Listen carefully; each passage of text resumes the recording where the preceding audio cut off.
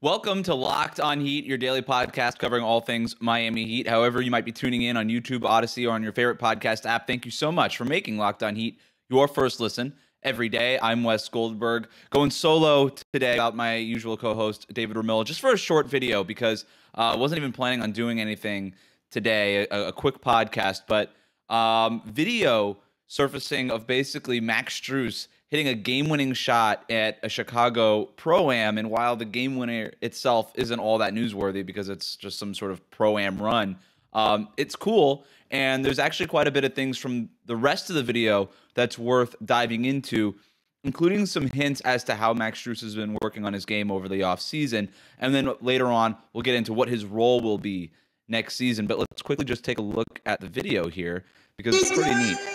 So you see already Strus kind of going for, I messed that up. Let's go back here. Strus, first clip that they're showing here from the Ball Is Life Twitter account, him off of a turnover hitting a windmill dunk. Then he pulls up for a three-pointer. That's usual Max Strus kind of stuff. Comes back off the dribble, boom, crosses over hands, uses the left hand for a layup, another pull-up, three-pointer. Comes off a screen and then hits a lob here. And I want to pause it there because that's the really interesting thing. So the game-winning shot, another three, a pull-up three-pointer, a normal thing for Max Strus. Now, he was mostly used as a catch-and-shoot guy last season, but obviously in a Pro-Am, he's going to have the ball in his hands a lot more because he's probably better than everybody else on the court, or most everybody else on the court. I'm not really sure if there was any other NBA players in this run. I wasn't able to find that information, but that part's normal. What was really impressive is the lob, which I'll get to here in a second, and then that windmill dunk. So he hits that windmill dunk off of some sort of turnover, it looked like, off of 2 feet. And that part to me is interesting because this is a guy who did not dunk a whole lot last season. He had just 7 dunks all of last season, according to NBA's tracking data. And he actually missed a couple of dunks too. So he was 7 of 9 on dunk attempts overall, which is like 70-something%, which is not a great rate for dunking. Strus is really athletic, but it's not a guy that was typically getting to the rim. Now, I don't think that is an indictment on his overall athleticism. I think it's just more of the kind of shots that he was taking. He was supposed to be a floor spacer for Jimmy Butler and Bam Adebayo, and so obviously most of his shots are going to come from beyond the arc. But if he can add some of this to his game, and this is one of the reasons the Miami Heat like him so much, is because he is a little bit more dynamic off the dribble than Duncan Robinson was, which is why Strus eventually overtook Duncan Robinson in the starting lineup, was just because of the other things that he can do other than just obviously the three-point shooting.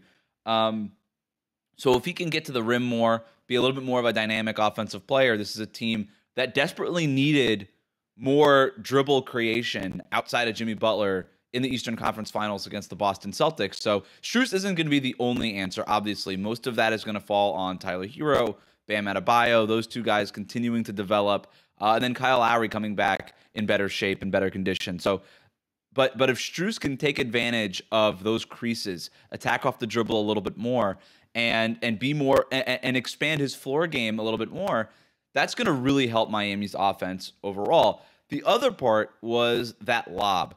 Again, it's just a short little clip from Ball Is Life that found this during a Chicago Pro-Am run that Max Strus was involved in.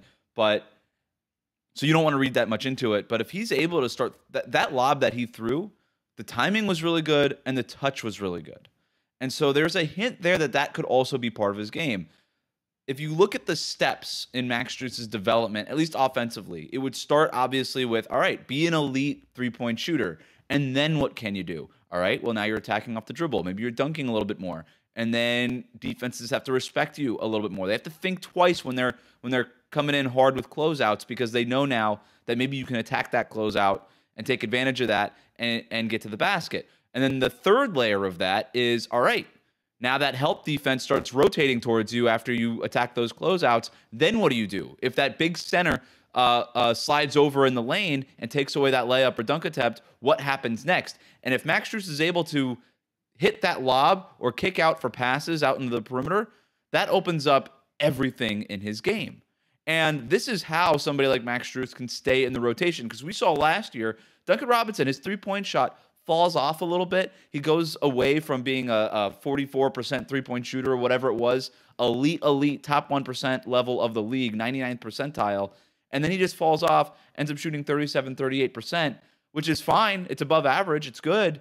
But when you're not bringing everything else to the table, when you're bad defensively and you're not able to attack off the dribble or make plays for others, all of a sudden your value drastically dips. And this is one of the ways Max Strus can maintain his spot in the rotation. Even if, for whatever reason, that three-point shot regresses a little bit, if he's able to do these other things, he's going to make sure that he could stay in the rotation, unlike what happened to Duncan Robinson as last season went on. That brings us to the next part of this, which is what happens with Miami's lineup. So if Max Strus is able to maintain a spot in that rotation. Now, let's remember, he started 18 games in the playoffs. He was the starter for Miami in the playoffs. Started 16 of the 68 games he's played in the regular season. So he ended up getting that starting job, but I don't think he has the inside track to that starting two-guard spot. I still think that there's enough pressure on the organization to have to start Tyler Herro, especially if they end up giving him this extension, which we expect will probably happen if he's not traded. And we don't think that he is going to be traded right now. So what happens next? There's been a lot of talk about what that starting lineup is going to look like. Are you going to play Jimmy Butler at the 4 next to Bam Adebayo? Will you start three-guard units? Can Max Strus play small forward?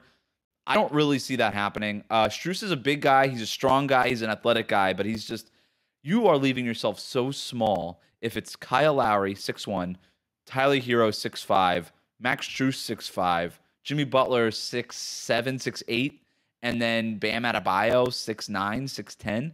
That is such a small lineup.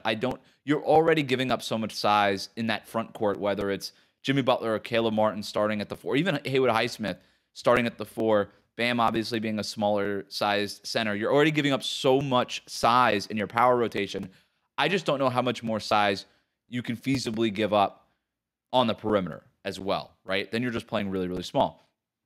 And by the way, like, there's not like a Steph Curry-like talent on the perimeter to really make you want to lean into that kind of offensive philosophy where you're going to say, hey, we're going to be small, but we're going to outshoot everybody or out-offense, outscore everybody.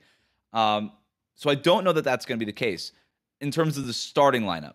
That said, I still think it ends up being Kyle Lowry, Tyler Herro, Jimmy Butler, probably Caleb Martin, but maybe Haywood Highsmith makes a claim at that starting power forward spot, or maybe Miami makes some sort of move for another starting caliber power forward before the start of the regular season. That's also a possibility. And then obviously Bam is playing center.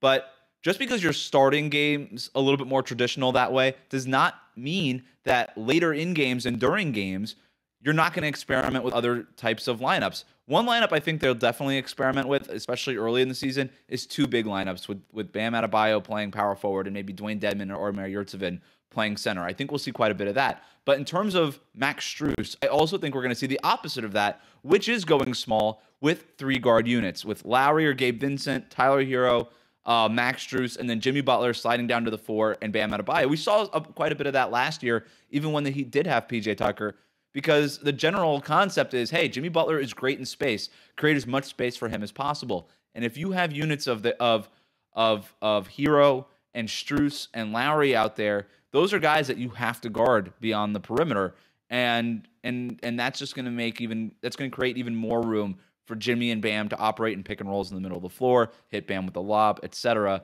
And if Strus can become more of a focal point in terms of just, again, the overall floor game, now those lineups just become so much more dynamic as opposed to just, hey, it's Jimmy and Bam in the middle of the floor with guys who are just spreading the floor as catch and shoot guys. We saw the diminishing returns of that, right? That wasn't a lineup that Miami could go to. It was a lineup they had to go to, but it wasn't a lineup that was able to get them over the hump when they really needed to. What they needed was more just dynamic kind of players off the dribble. Haven't even mentioned Victor Oladipo, who could also be a part of lineups such as that. So, look, I just thought this was a good opportunity to just talk about Max Strus a little bit more. I know I said that I think Tyler Herro will end up being the starting shooting guard, and that's a position that I've basically maintained this entire offseason. I still do believe that, but I don't think it's going to be handed to him. Not whatsoever. That is going to be an open roster spot, that or starting spot when the Heat get into training camp. Max Strus doing the work over the summer, just like Tyler Herro and everybody else is. But Max Strus clearly doing the work over the summer right now.